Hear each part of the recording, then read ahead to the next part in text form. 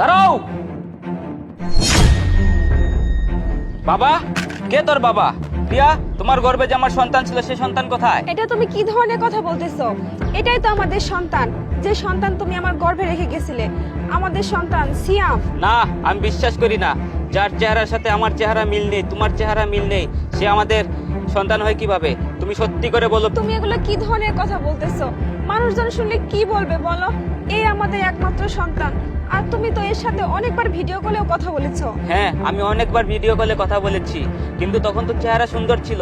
ওহো, বুঝতে পেরেছি, বিভিন্ন ইফেক্ট দিয়ে চেহারা সুন্দর করে আমার সাথে কথা বলাইছো। প্রিয়া, তুমি সত্যি করে বলো, এ সন্তানের বাবাকে? সিসি, তুমি এগুলো কি ধরনের কথাবার্তা বলতেছো?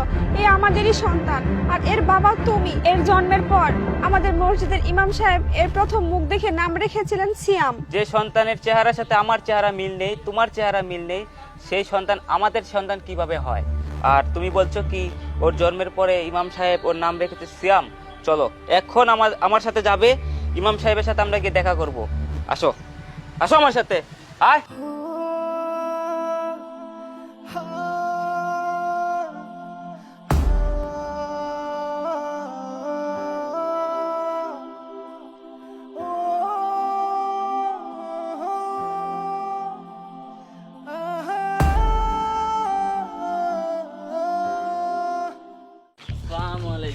ওয়ালাইকুম আসসালাম। তা বাবাজি, তুমি দেশে আসলে কবে? আজকে আসছি, আর আপনার কাছে যাচ্ছিলাম। ও আচ্ছা, কিসের জন্য আসছিলা? ছিলাম এর জন্যই যে এই যে ছেলেটা, ওর চেহারার সাথে আমার চেহারারও মিল নেই, ওর চেহারারও মিল নেই, আর আপনি নাকি ওর নাম রেখেছেন সিয়াম।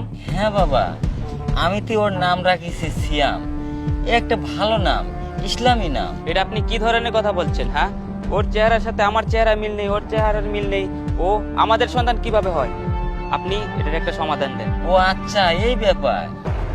শোনো শোনো বাবাজি, আল্লাহ তাআলা কাকে ফর্সা বানাবে কাকে কালো বানাবে সেটা হচ্ছে সব আল্লাহর হাতের কথা। তবে আর একটা কথা বাবা, তোমার যদি পূর্বপুরুষের আগে যদি কোনো কেউ যদি কালো থাকে, তাহলে তোমাদের বংশে একটা কালো ছেলে বা মেয়ে হতেই পারে, এটা স্বাভাবিক। হ্যাঁ হুজুর, আপনি সুন্দর একটা কথা বলেছেন।